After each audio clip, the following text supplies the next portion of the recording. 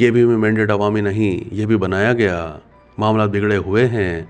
Nawaz Sharif scene से गायब। मौलाना का तहलका खेज इंटरव्यू। जमीयत उलमा इस्लाम के सरबराह मौलाना फजलुर रहमान ने कहा है कि सियासी लोग आपस में वैसे ही लड़ते हैं, जिनको इक़्तिदार मिलता है उनको भी मैनेज किया जाता है। वफाक के साथ सूबों में भी इलेक्शन को मैनेज किया गया।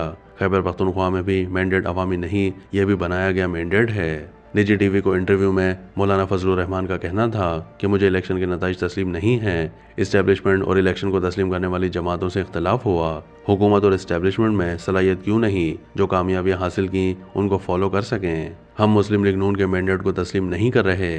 उन्होंने कहा कि सियासत में कुछ शख्सियात ऐसी होती हैं कि उनको सीनियर तस्लीम किया जाता है।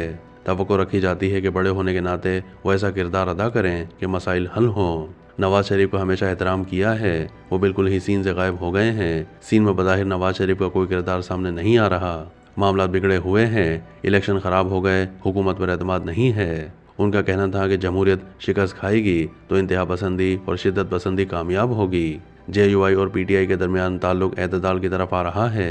रवैयों में नरमी आ रही है, एक दूसरे को समझने के मौके मिल रहे हैं। अच्छी सिमत है जिसकी तरफ सफ़र हो रहा है। मैं इन रवैयों को हमेशा बेहतर रखने के लिए बात कर रहा हूँ।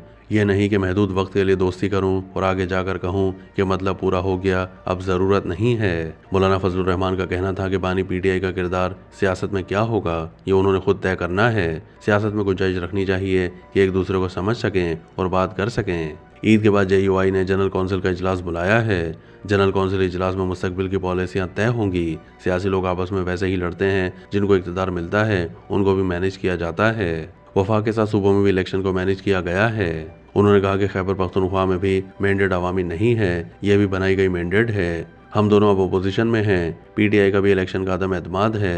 जब हम इलेक्शन पर एतराज़ कर रहे थे तो सिंध में पीपल्स पार्टी की हुकूमत थी और हमारे साथ इत्तेहाद में भी थी। अब वही पोजीशन PTI की है।